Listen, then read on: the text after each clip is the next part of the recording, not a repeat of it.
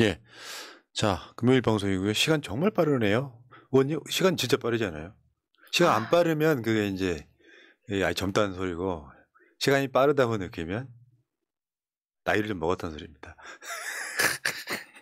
저는 너무 빠른 것 아, 같은데요. 그래요?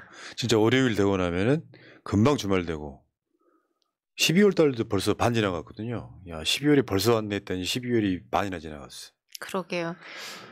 내일부터 날씨가 엄청 추워진답니다.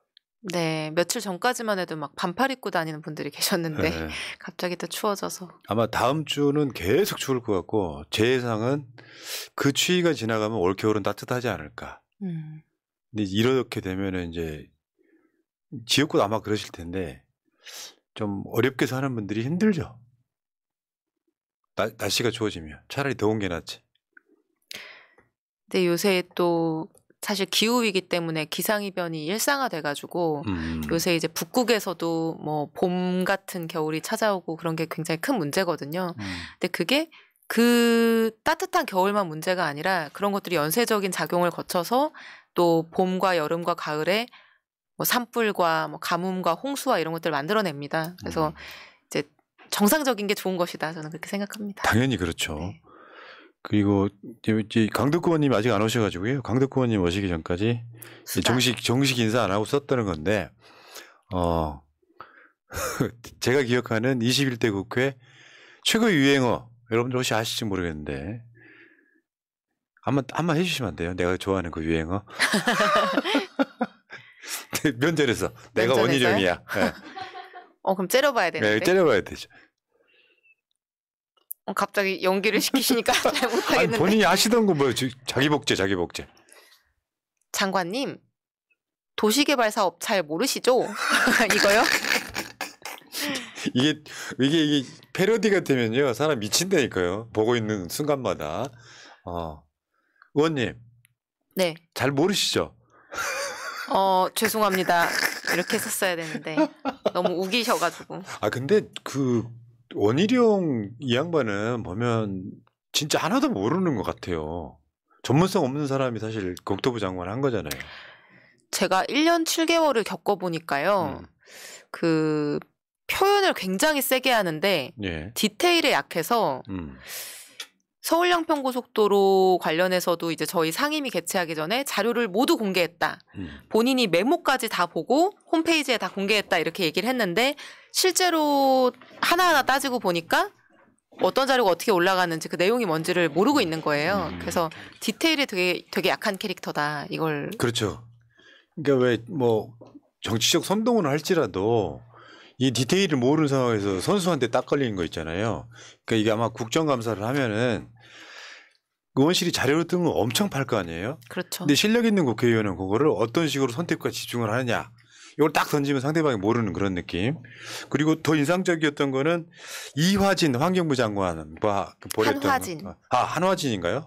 한화진 장관과 벌였던 그 장면도 명장면이었는데, 자, 성원이 되었으므로 자, 회의를 시작하겠습니다. 예. 자, 잠깐만요. 아직 소개 안 했어요. 네, 느낌 표시 내시면 안 돼. 네. 자, 새날 만에 아주 특별한 인터뷰. 오늘은 국회의원 두 분 모셨습니다.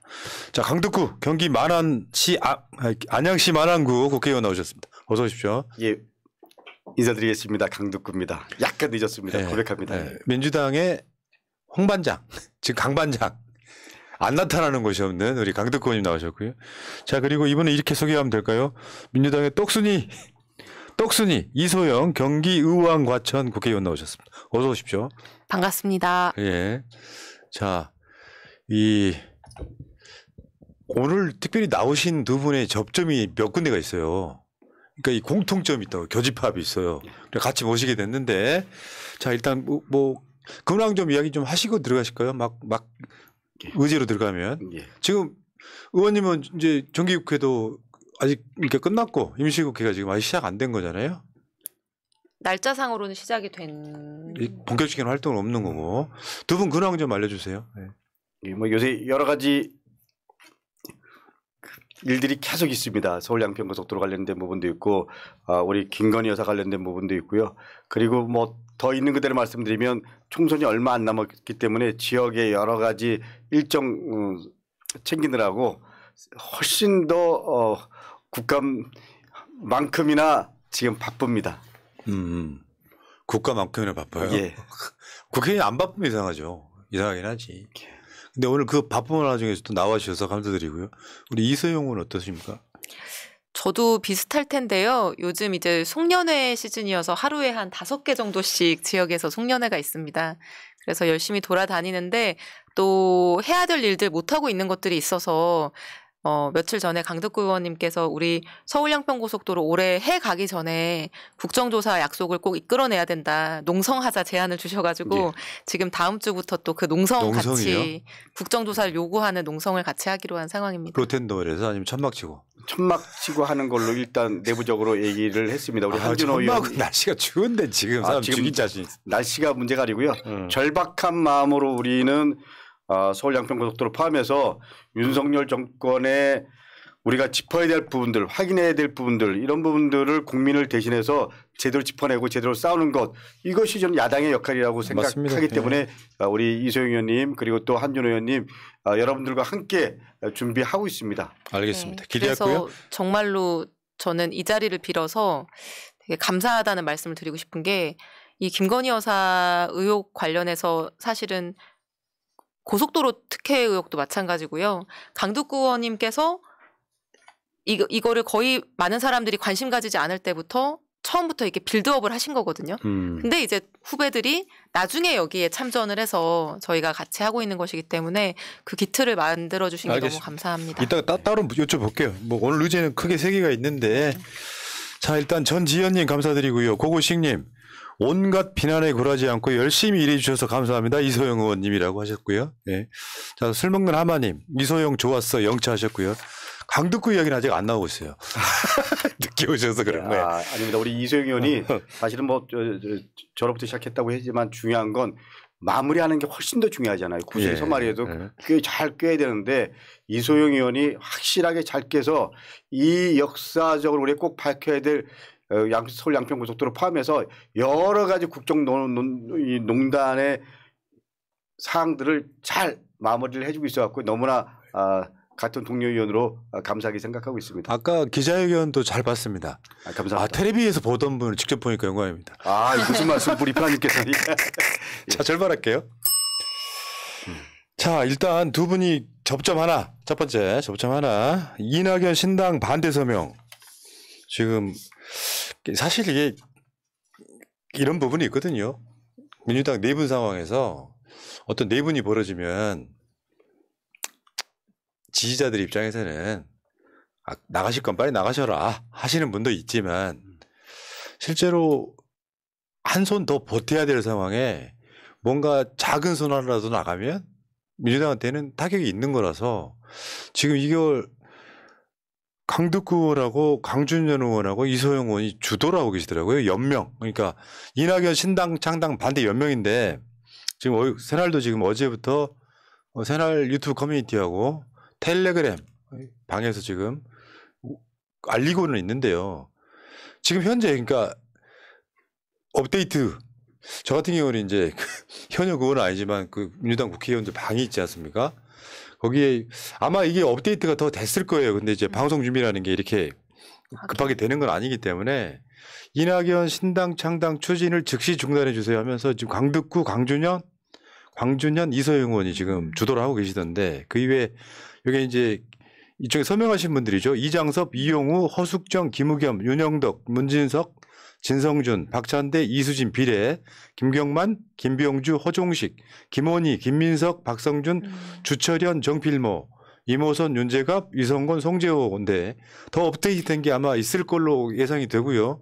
그 외에 네. 두 분이 더 남겨주셨네요. 보니까 서영석 의원님하고 김주영 의원님도 네. 조금 전에 연명을 해주셨습니다.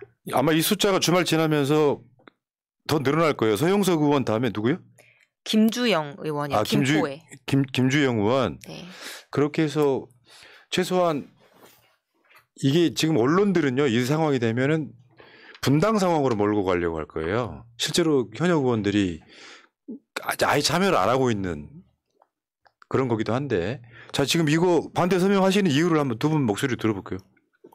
강덕구 의원님께서 먼저 제안을 주셔서 의원님 말씀 주시는 게 나을 것 같습니다.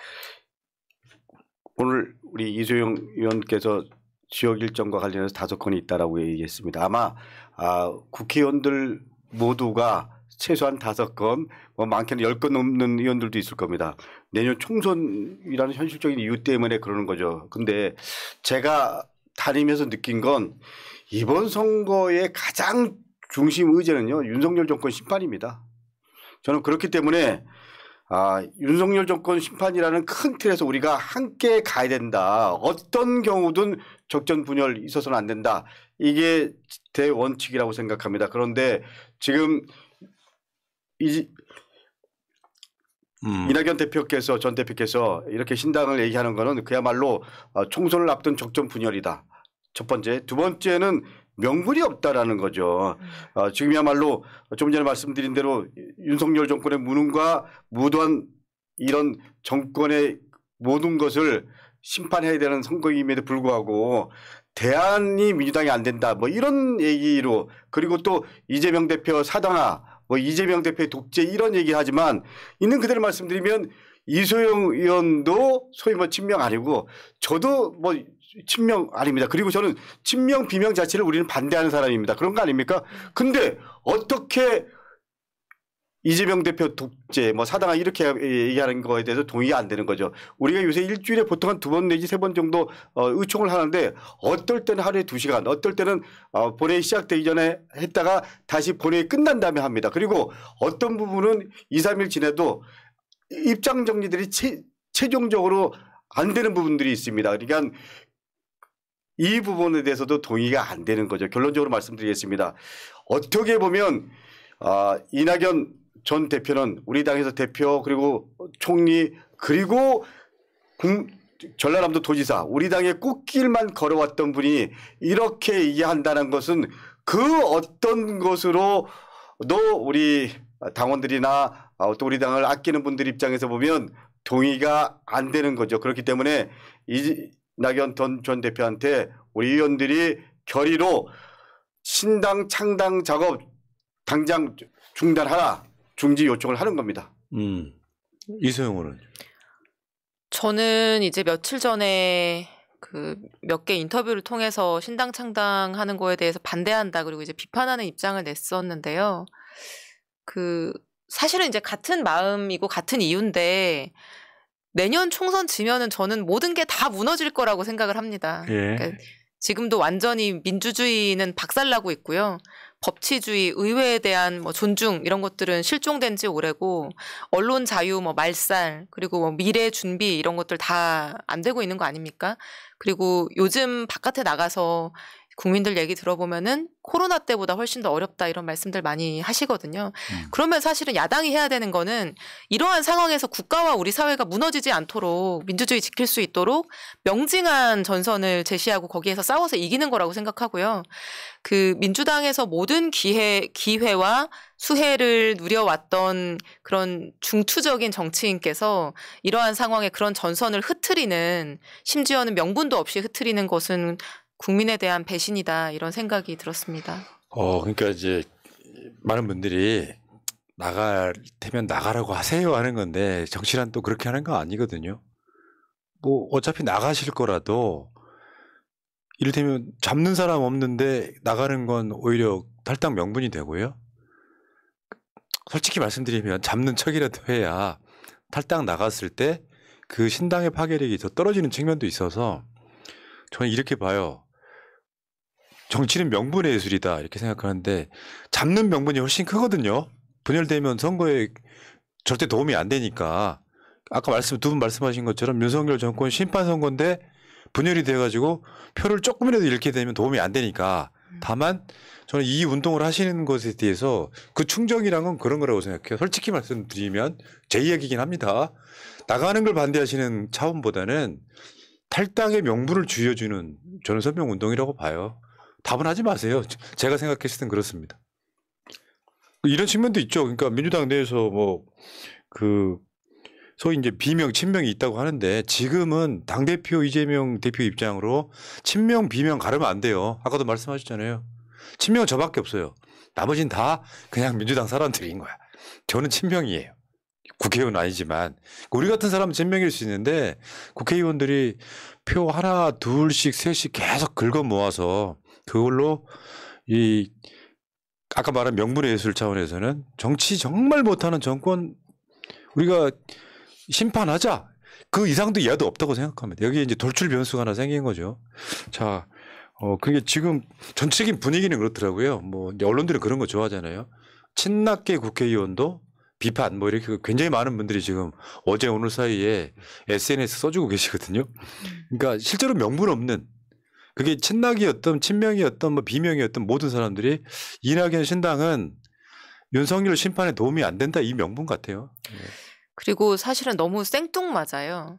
이게 뭐 국민이든 지지자든 아니면 당내 의원들이든 이낙연 대표님 나서 주십시오. 신당 만들어야 됩니다. 이런 이제 요구가 있어서 소환된 게 아니라 너무나 갑작스럽고 그 제시하는 명분이랄까요? 그런 것들이 제가 이제 쭉 인터뷰를 보니까 한 3가지 정도인 것 같아요. 첫 번째가 이재명 사당화이고요.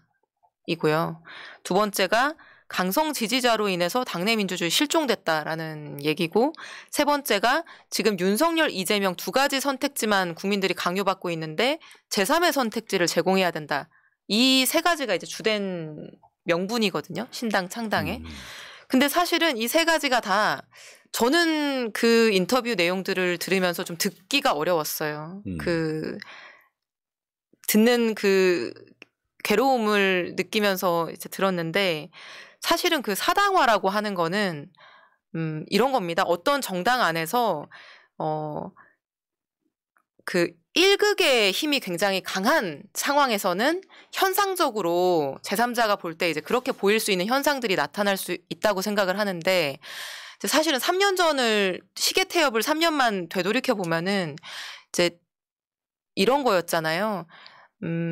이낙연 대표님이 이제 대선에 출마하는 거는 예정되어 있었고 그런데 이제 당대표 출마를 하셨거든요.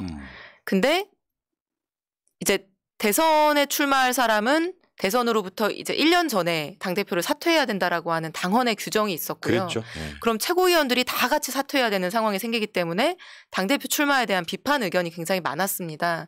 그래서 그때 그 당대표와 최고위원의 임기를 분리하는 당헌 개정을 하고 당대표에 출마를 하셨었거든요. 근데 그때도 사실은 그런 비판이 많았었어요. 이게 한 사람만을 위한 당헌 개정이다. 그 대선 후보와 당대표 출마를 둘 다 하기 위한 당헌 개정이다. 이런 비판이 있었음에도 불구하고 그런 것들이 그때는 허용되고 추진이 됐었습니다. 그런데 그런 어떤 의사결정을 했던 당사자신데 지금 이 시점에 와서 이재명 사당화 때문에 내가 탈당을 한다라고 하는 것은 조금 납득하기가 어려운 그렇죠. 본인은 그렇게 들었고요. 하셨고 남은 하면 안 되고 내로남불.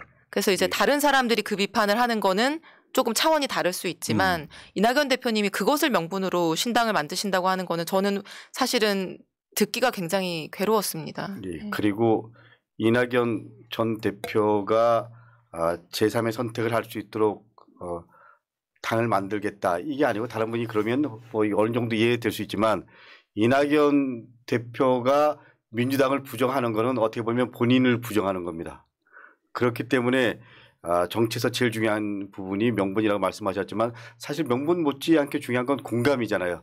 누가 공감이 가겠어요. 저는 이런 부분에서 지난번 우리 당 대선 후보 선거했을 때 이낙연 후보를 도왔던 많은 분들도 거의 뭐 99%가 지금 동의 못하고 있는 거 아닙니까? 이미 어떻게 보면 판은 정리가 된 거죠. 근데 본인은 뭐 제1당이 되겠다 이런 얘기를 합니다. 그리고 제가 더 용납 못하는 건 뭐 소위 뭐 이준석도 만날 수 있다 뭐 이런 식으로 이상민 만나는 건 다 당연하고 이게 저는 우리 당 주요 대선 후보분 또 우리 당 당대표 지낸 분이 할 말인지 이런 부분에 대한 분노를 넘어서 더 이상 이낙연 전 대표라는 표현을 안 쓰고요. 저는 며칠 전부터는 이낙연 씨라고 합니다. 이낙연 이제 전 대표가 아니고 이낙연 씨는 분명히 이런 정치적 입장을 정리할 때가 됐습니다. 역사적 시대적 소임을 이미 전 스스로가 다 했다라고 하는 말의 다른 표현이라고 생각하고 싶습니다. 야, 우리 강원님 세게 나오시는데. 아니, 세게 나오는 게 아니고 이게 우리 당을 지지하는 분들의 일반적인 입장입니다. 생각입니다. 맞죠. 예. 그게 이런 측면이 있는 거예요.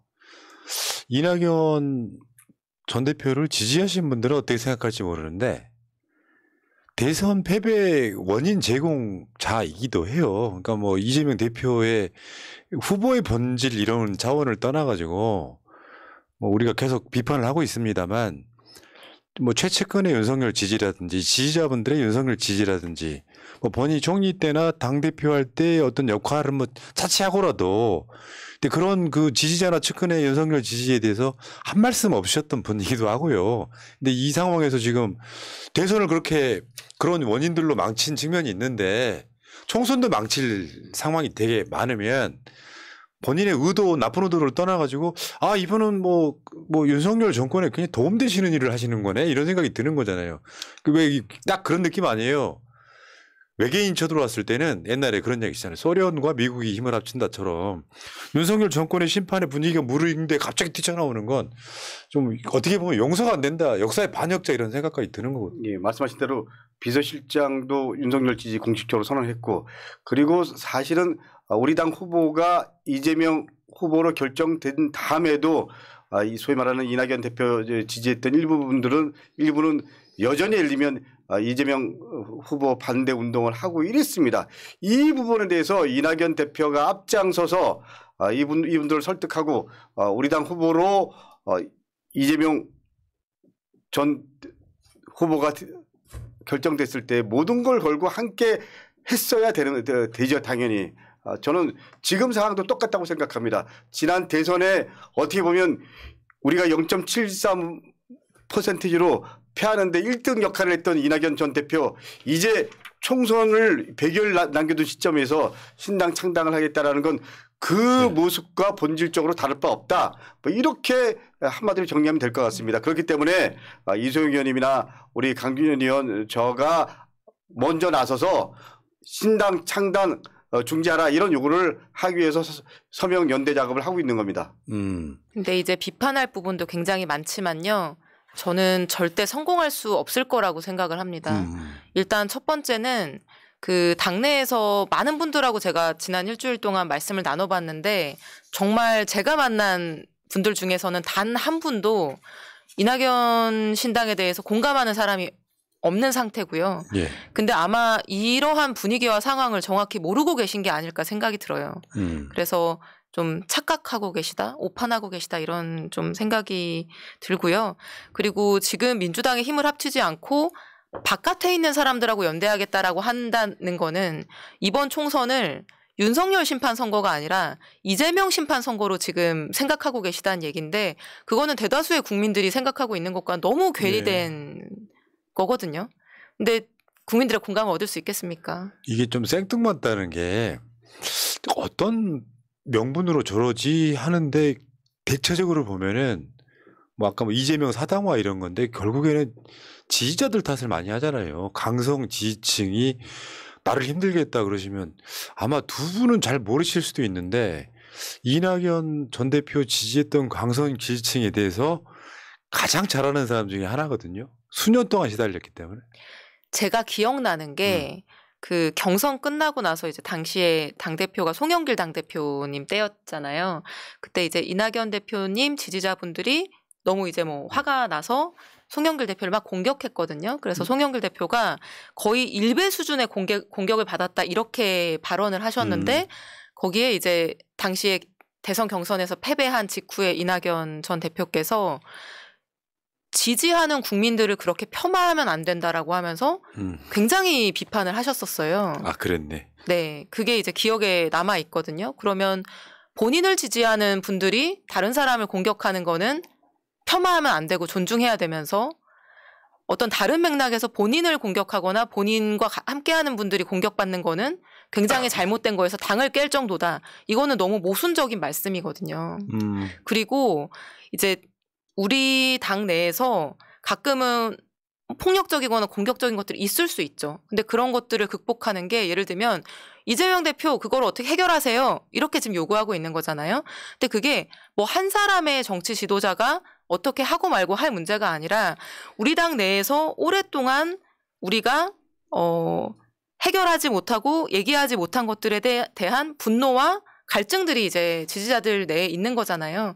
그럼 그런 것들을 해결하기 위해서 얼마나 많은 노력을 하셨나 생각해보면 저는 꼭 그렇지 않다고 생각을 하거든요. 그래서 이게 남 탓하는 것은 참 우리가 이해하기 어려운 부분이 맞죠. 있는 것 같습니다. 그러니까 명분을 만들기 위해서 명분을 만든, 왜냐하면 이런 측면도 있어요. 역사적으로 강성 지지층 없던 시절이 있었습니까? 다만 이런 측면이 있다고 봅니다. 그러니까 대선을 지나고 뭔가 당이 원팀이 돼가지고 잘 나름대로 융합을 해온 상황이었다면 좀 덜할 텐데 일단 윤석열 정권의 무능과 폭정은 이쪽에 너무 커. 심판하고 싶어요. 근데 일부 분들이 이제 당내 이재명 대표를 공격하는 쪽을 보다 보면 평상시보다 훨씬 더 그런 분노가 커지면 지지층 중에서 상당히 일부는 강성으로 갈 수밖에 없거든요. 근데 그거는 제 생각에는 정치인들이 감내해야 될 일종의 상수 같은 거예요. 당연한 거라고. 아니 그 노무현 대통령이 된 힘은 그리고 버틸 수 있었던 힘은 노사모였고요. 또 문재인 대통령 어려울 때 소위 말하는 문파가 없었으면 그리고 또 김대중 대통령 같은 경우도 뭐 연청 포함해서 지지했던 모든 걸 다 던져서 했던 그런 팬덤이 있었기 때문에 저는 오늘날의 민주당이 있었고 그리고 오늘날의 대통령 세 분이 그래도 민주당에서 탄생할 수 있었다라고 생각합니다. 그 부분들을 자기가 유리할 때는 좀 전에 우리 이소영 의원께서 얘기한 대로 그런 식으로 아전 인수식으로 하고 그리고 지금 어떻게 보면 탈당의 명분으로 그렇게 얘기한다라는 것은 누가 봐도 객관적으로 동의가 안 된다. 뭐 이렇게 분명히 말씀드릴 수가 있습니다. 예. 저도 제가 고등학생 노사모 출신이거든요. 제가 이제 고2. 아, 그래요? 네, 제가 고3 때 이제 민주당 국민 경선이 있었는데 1월인가 2월에 이제 고1, 2 때 이제 교복 입고 국민 경선장도 쫓아다니고 했던 이제 노사모 출신인데 사실은 그 민주당 역사에서 팬덤이 없었던 적은 없는 것 같아요. 그리고 우리 당원들이 사실은 그 오래되신 분들도 김대중 선생님이 좋아서 또는 노무현 얼굴 하나 보고 이렇게 입당하신 분들, 문재인이 좋아서 이재명이 좋아서 이렇게 모인 당원분들이 대부분인데 그 누군가를 지지한다는 것만으로 어떤 폄하하거나 하는 거는 옳지 않고 근데 이제 다만 우리가 조금 서로를 더 존중하면서 토론할 수 있는 문화를 당내에서 만드는 건 저는 중요한 일이라고 생각하지만 과연 우리 당의 지도적인 어떤 분들이 그런 건강한 더 활발한 토론 문화를 만들기 위해서 시간과 노력을 지금까지 제대로 투자해 왔느냐 저는 그렇지 않다고 보는데 그런 노력을 충분히 하지 않으면서 지지자들의 탓만 하는 것은 저는 맞지 않는 맞습니다. 거다. 네. 근데 우리 당의 주요 지도자잖아요. 어쨌거나 였잖아요. 이낙연 전 대표가. 근데 그런 분이 이런 걸 명분으로 해서 탈당을 하고 신당을 만든다. 이거는 누가 봐도 하수 중에 하수입니다. 그리고 누가 봐도 명분이 없고요. 누가 봐도 이거는 그야말로 그 사심이 개입되지 않고는 저는 이렇게 할 수 없다라고 생각합니다. 근데 가장 중요한 건 좀 더 큰 틀 속에서 보면 답이 나오는 거잖아요. 그렇기 네. 때문에 저는 이낙연 전 대표께 다시 한번 간곡히 부탁드립니다. 지금이라도 탈당, 지금이라도 창당 접고 이번 총선에서 함께 윤석열 정권과 싸울 수 있도록 힘을 모아주시기를 간곡히 부탁드립니다. 마지막 호소입니다. 지금 국회가 안 열리고 있어갖고 우리 국회의원분들이 단체방을 많이 안 들어오신다고 해요. 그러니까 지금 현재 보니까 숫자가 몇 명이었지 아까? 26명인 거죠 지금 현재까지는 26명. 근데 현재는 그런데 우리 이소영 의원이랑 강준현 의원이랑 함께 친전 준비하고 돌리고요. 그러면 다음 주부터는 아마 이 부분들이 언론에 나오고 그러면 공식적으로 입장 표명하는 의원분들이 저는 뭐 거의 달 거라고 생각합니다. 분명히 확신합니다. 저는 우리 당의 의원분들이 명분 원칙 그리고 현실적 여러 가지 정치적 상황들까지 고려해서 입장이 정리되고 예. 그리고 함께 우리 입장 속에서 갈 거라고 생각합니다. 그 SNS를 지금 계속 우리가 훑고 있거든요. 예, 예. 본인들이 이제 개인적으로 밝히는 의견. 그런 분들 한 60, 70명 돼요. 이미. 신당 창당 반대하는 거. 그리고 오늘 보니까 더 좋은 미래라고 네. 이제 민주당에서 가장 큰 의원 모임인데 거기서도 신당 창당 철회해라라고 하는 입장문을 공식적으로 예. 발표했더라고요. 그 상황은 이렇다는 말씀을 드리고요. 뭐 이낙연 신당에 대해서 찬성을 공개적으로 밝힌 국회의원은 현재 단 한 명도 없다. 네. 뭐 속마음이 아닐지라도 하다못해 이제 최근에 그 4인방 이분들도 신당은 너무 생뚱맞다 이렇게 이야기하고 있으니까요. 저는 다른 차원을 떠나서 민주당이 분열 또는 분당으로 비치는 것에 강력 반대하고요. 지금 우리가 해야 될 것은 예를 들면 총선 승리 확실하게 하고 그때 내부 문제 또 이야기할 수 있거든요. 그럼요. 네, 근데 그렇게 가면 되는 게 아닌가 싶고요. 자, 민주당 국회의원분들 많이 참여를 해 주셔서 이낙연 신당의 명분을 저는 깨야 된다고 봅니다. 나 이분 어차피 잡는다고 안 나가실 분은 아닐 것 같고 나가서 민주당이 받는 그 1%라도 타격을 줄이는 것이 전 오늘 이 두 분의 진심이 아닌가 이런 생각을 해보고요. 자, 그 다음에 좀 소개 좀 해드리고 또 다음 주제로 갈게요. 여기 있다. 눌라님. 요즘 이소영 의원님 응원합니다. 이재명 대표님 많이 도와주세요. 힘내세요. 사랑합니다. 였습니다. 어떻게 하실래요? 감사합니다. 네, 네. 도와달라고 하잖아요. 아 이재명 대표님이요? 네. 그건 너무 당연한 네, 얘기라서. 오케이. 자, 김대환님. 민주당 200석 이상 압승해야 나라가 삽니다. 화이팅 하셨고요. 술 먹는 하마님. 듣고 오빠 좋았어. 영차. 감사합니다. 예, 강덕구 얘기도 나왔군요.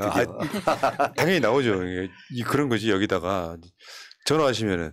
이소영 의원한테 전화할 때도 그래요? 듣고입니다. 그러세요? 강듣구입니다. 예, 듣고입니다. 그것도 유행어예요, 요즘에. 자, 다음 주제로 갈게요. 지금 양평고속도로 이야기 한번 해볼게요. 양평고속도로는 지금 김건희 특검을 지금 코앞에 두고 있고, 그리고 그 전에 이제 명품백 받은 사건이 있다가 따로 한번 여쭤보고, 이거는 저는 이 방송으로 정말 수도 없이 많이 얘기했지만, 저 정점이 바뀐 사건은 저는 대통령의 탄핵 사안이라고 볼 정도로 엄중한 사건이거든요. 이걸 프레임을 틀었어요. 양평고속도로 백지화. 근데 여기에 지금 또 두 분이 교집합이 있는 거잖아요. 그러니까 요거 처음에 막 이제 저 시민단체라든지 하는 그 의제를 들고 오셨고 강덕구 의원이 요거를 그냥 국회 차원으로 완전성화시킨 거는 이소영 의원. 우리 이소영 의원이 국토위였기 때문에 그런 부분도 있지만 모든 걸 걸고 국감 때 최선을 다해서 나름대로 성과를 냈다. 그렇기 때문에 이 부분은 명확하게 입장 정리가 우리 국민들이 다 각인을 했다. 그런 의미에서 나름대로 큰 역할을 한 거죠. 이소영 의원께서. 예. 그러니까 지금 아직까지 이건 교착 상태인 건 맞는데 작고 작은 자료들을 꺼내 왔을 때 고속도로 종점 변경 작업은 인수위 때부터 이루어졌다는 것까지 밝혀졌어요. 예, 저는 퍼즐이 한 90 한 3, 4%까지는 왔다. 95%. 예, 네. 왔다 이렇게 생각합니다. 예, 이제 퍼즐을 마무리 맞추는데 그 퍼즐을 마무리 맞추려고 하면 국정조사가 필요하다. 이런 게 우리 당의 입장이고 뭐 이소영 의원이나 저의 입장입니다. 그렇지 않나요? 맞습니다. 이게 사실 진실이 밝혀지면 국정농단보다 훨씬 더 심각한 문제예요. 그렇죠, 그러니까 그렇죠. 국가의 공권력을 개인의 사익을 위해서 이용을 한 거고요. 극단적인 이제 사익을 추구한 사례인 거잖아요. 그래서 정말로 이게 너무나 큰 중대 사안이고요. 근데 지금 왜 국정조사가 필요하냐면 저희가 이게 7월부터 시작된 일이지만 10월 국정감사를 시작하기 전에는 우리가 뭐 압수수색을 할 수도 없고 조사권, 감사권 이런 게 전혀 없잖아요. 그러니까 누구 한 사람을 불러다가 물어볼 수 있는 권한도 사실 국회가 안 가지고 있었어요. 그래서 10월에 국정감사가 시작되기 전까지는 이 변경된 종점을 누가 그렸는지도 저희가 모르고 있었거든요. 근데 국정감사 딱 시작하고 증인을 부르기 시작하니까 처음에는 그 용역사 두 곳 중에서 우리가 동해종합기술공사라는 곳에서 초안을 그렸다고 생각해서 계속 이제 그 사람을 부르려고 했었는데 나중에 보니까 그 다른 나머지 하나의 용역사 경동 엔지니어링이라는 곳에서 그렇죠. 모 상무가 이제 그거를 그렸던 거예요. 그리고 그 그리는 과정에서도 무슨 기술적 분석 이런 거 거의 하나도 없이 현장 방문만으로 그 노선을 이제 그려왔고 그게 최종적인 거의 안으로 전략환경영향평가 과정에서 이제 공표된 그런 상황이었는데 이 모든 과정을 밝혀진 것이 국정감사 중반 정도 됐을 때였었거든요. 그러면 누가 그렸는지까지 밝혀졌고 언제 그렸는지까지 밝혔으면 그 다음에 이제 마지막 퍼즐을 딱 맞춰야 되는 상황이잖아요. 그때 딱 국감이 끝났어요. 아이고 참. 마지막 딱 퍼즐만 맞추면 되는 상황에서 그리고 그 변경된 종점이 그려진 시기가 윤석열 대통령 인수위 시기하고 그렇죠. 완전히 딱 겹치고요. 그리고 지난 이제 예결위 때도 질의 과정을 통해서 밝혔지만 인수위에서 중요한 역할을 했던 분들이 이 양평고속도로 건이 터지고 나서 1차관, 2차관으로 국토부에 발령이 나서 왔고요. 여러 가지 의심될 만한 상황들이 있습니다. 그래서 이 사람들을 불러서 물어보기만 하면 나머지 5%를 저는 맞출 수 있다고 생각을 하는데 지금 그렇기 때문에 국정조사를 꼭 해야 된다 이렇게 그럼 두 주장하고 분께 있는. 여쭤볼게요. 이거 국정조사를 해도 사실은 저번에 이태원도 국정조사 해보니까 협조가 안 되면 잘 안 되는 측면들이 있더라고요. 그래서 안이 있는데 예를 들면 지금 김건희 주가조작 특검에다가 물론 이제 여야가 또 합의가 필요할지 모르겠지만 요거를 집어넣는 방법. 두 번째는 지금 최근에 명품 수수 사건과 합쳐서 뭐 이름 네이밍은 꼭 그렇게 안 붙이더라도 성격을 김건희 이제 국정농단 특검 뭐 이런 식으로 특검 하나 더 붙이는 거.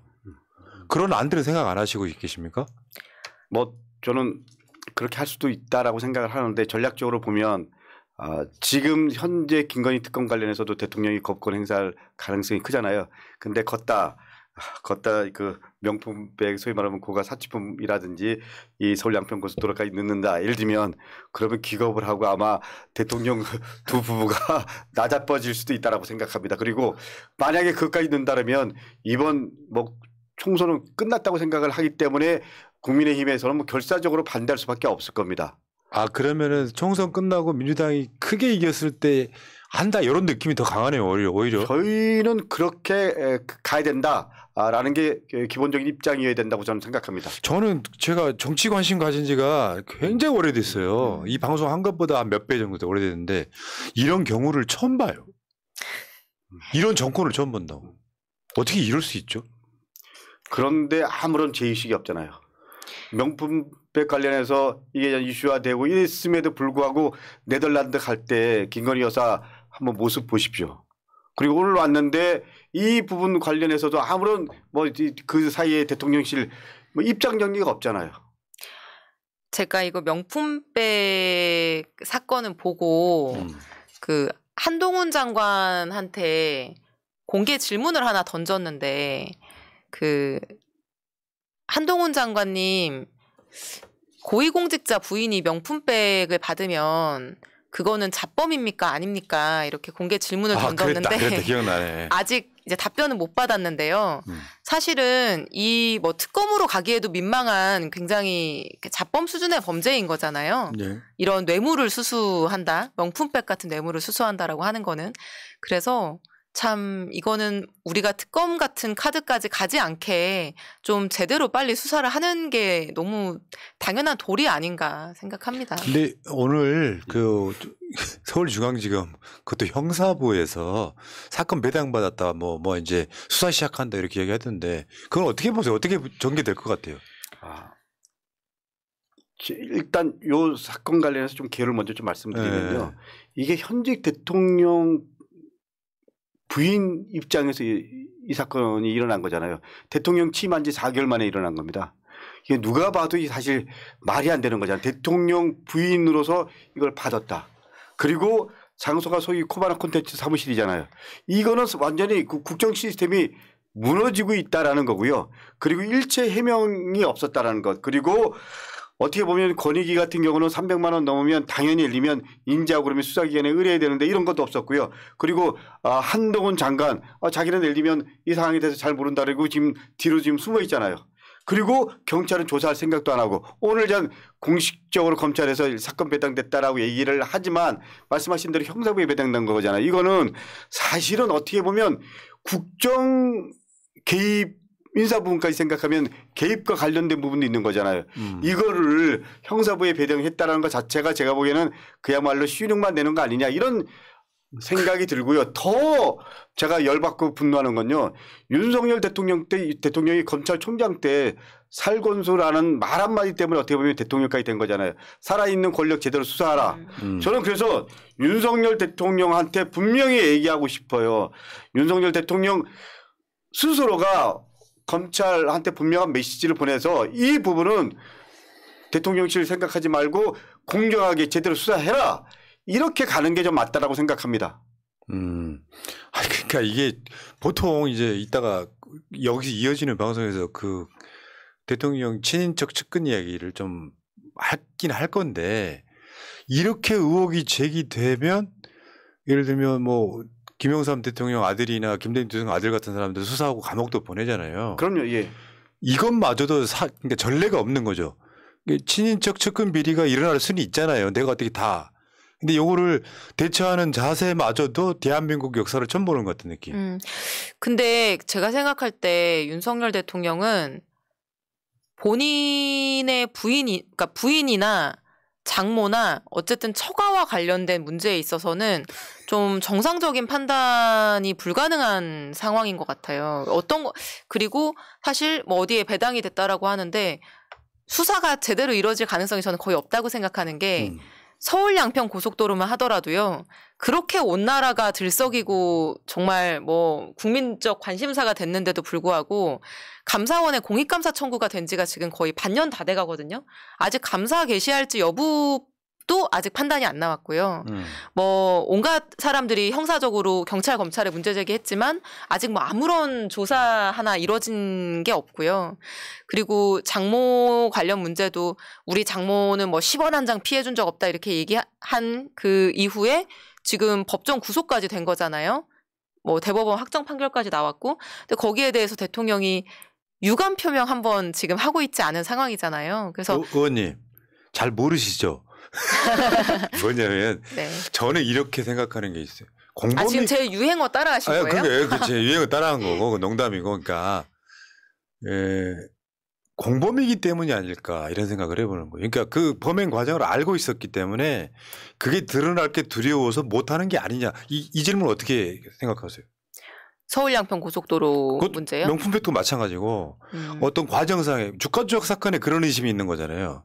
윤석열이라고 하는 검사를 뒷배경 삼아서 남편 모르겠을까 이런 생각도 들고 그래서 고속도로 종점 바꾸는 거. 근데 이것도 저는 빙산의 일각이라고 보거든요. 드러나지 않았던 거지. 명품백 받는 것도 그 목사님만 드렸을까. 그러면 이건 기본적으로 알고 있으면서도 방치한 결과물이 아닐까. 두 분 어떻게 생각하세요? 저는 이종희 의원께서 대통령이 부인이나 처가 관련해서는 정상적 판단이 불가능하다 뭐 이런 표현 쓰였는데 사실은 제가 보기엔요. 윤석열 대통령 위에 김건희 여사가 있다는 느낌이 들 때가 있습니다. 저는 윤석열 대통령이 김건희 여사 앞에서는 어떻게 보면 전혀 바로 스톱이 되는 거잖아요.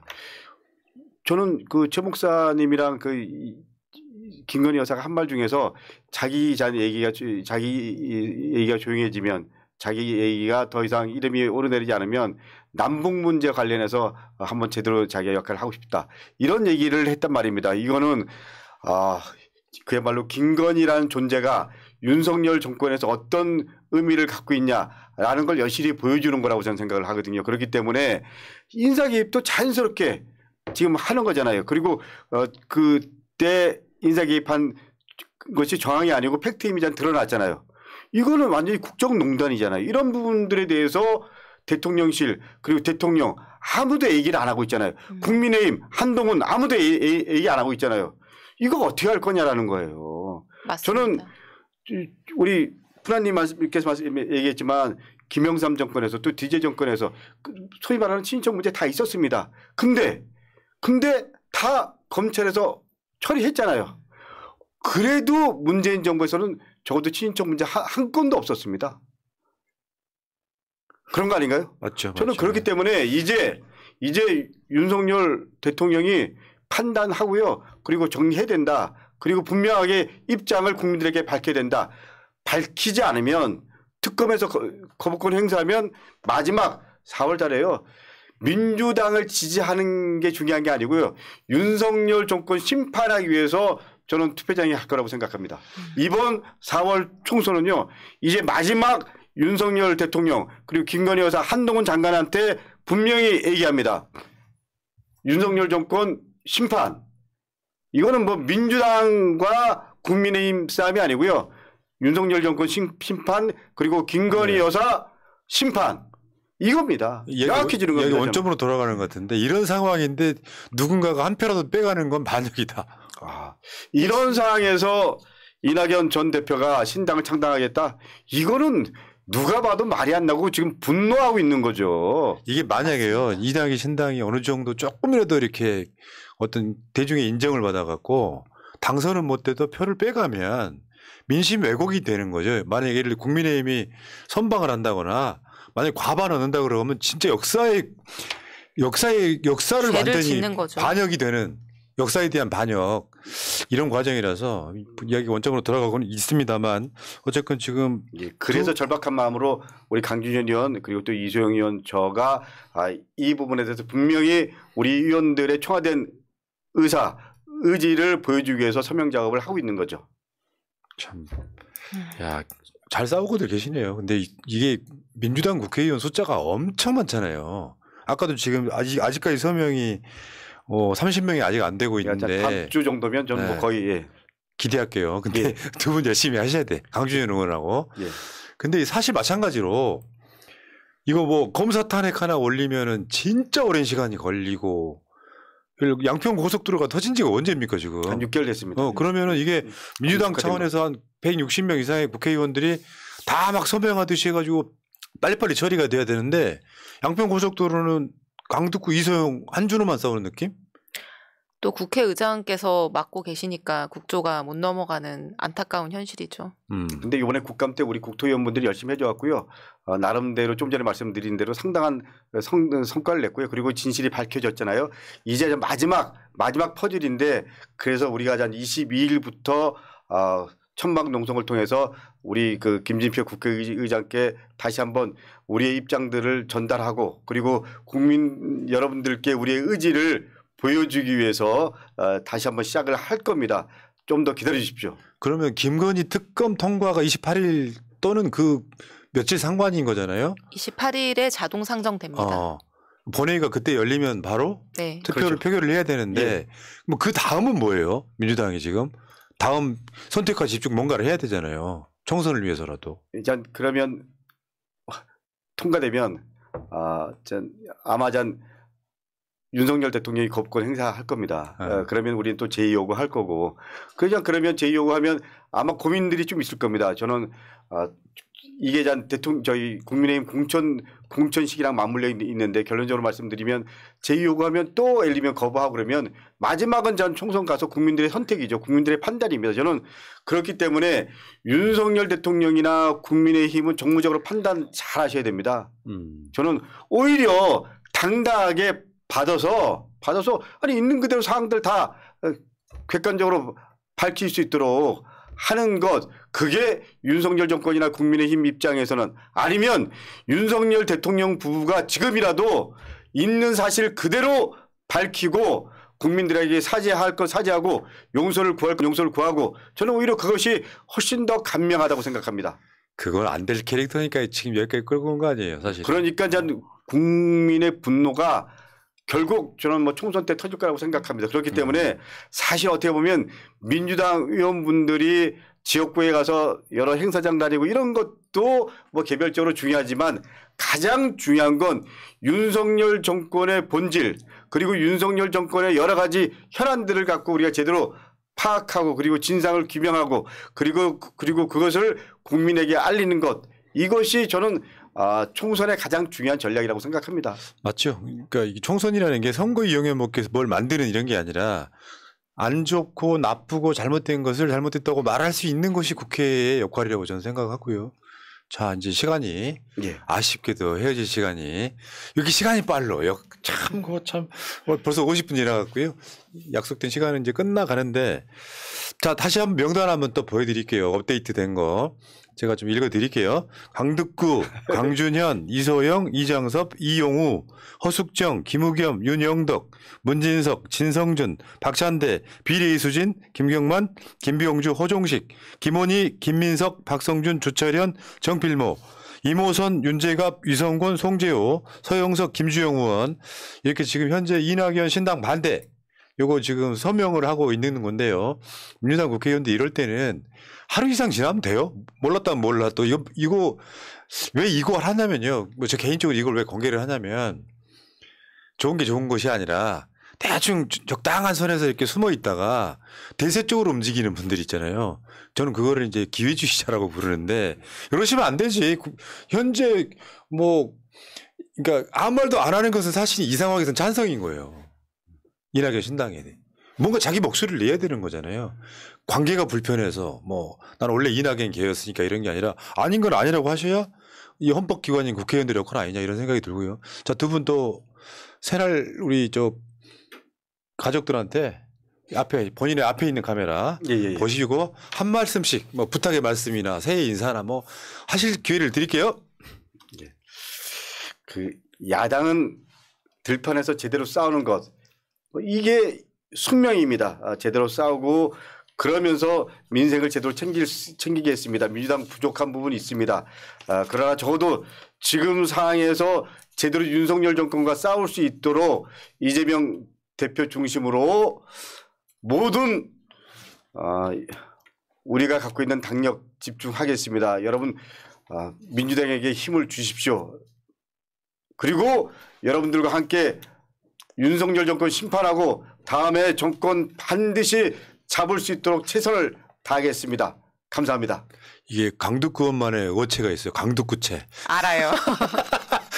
따라해보고 싶은데 잘 안 되더라고요. 자, 그다음에 이소영 의원. 네. 저는 내년 총선에서 민주당이 패배하면 모든 것이 무너질 거라고 생각을 합니다.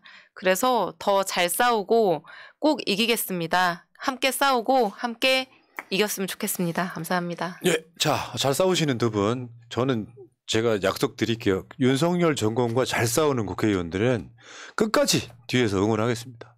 감사합니다. 예, 잘 싸우면 돼요. 잘 싸우면. 예, 그 말 듣고 잘 싸우겠습니다. 예, 알겠습니다. 잘 싸우시는 분들이니까 나오셨고요. 자, 고생하셨고요. 다음에 또 뵙겠습니다. 고맙습니다. 감사합니다.